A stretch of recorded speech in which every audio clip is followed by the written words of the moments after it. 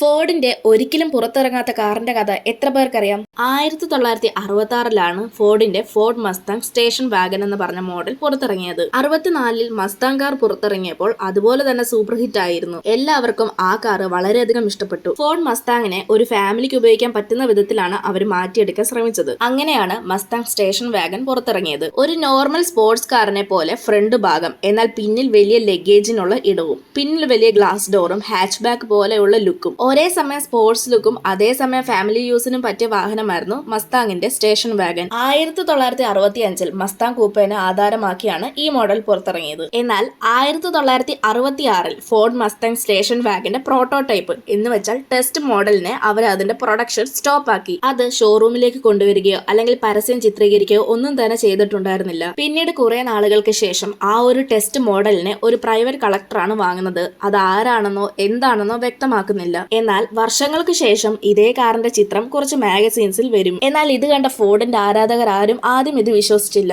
ഇന്നും ആ മോഡലിന്റെ ഒരേ ഒരു കാർ മാത്രമേ ഉള്ളൂ. നിങ്ങൾക്ക് ഫോർഡ് മസ്താങ്ങിൽ തന്നെ ഏറ്റവും ഇഷ്ടമുള്ള കാർ മോഡൽ ഏതാണെന്നുള്ളത് കമന്റ് ചെയ്യും. ഇതുപോലെയുള്ള കൂടുതൽ വീഡിയോസ് കാണാനായി ചാനൽ സബ്സ്ക്രൈബ് ചെയ്യാനും ഇൻസ്റ്റഗ്രാമിൽ ഫോളോ ചെയ്യാനും മറക്കല്ല്.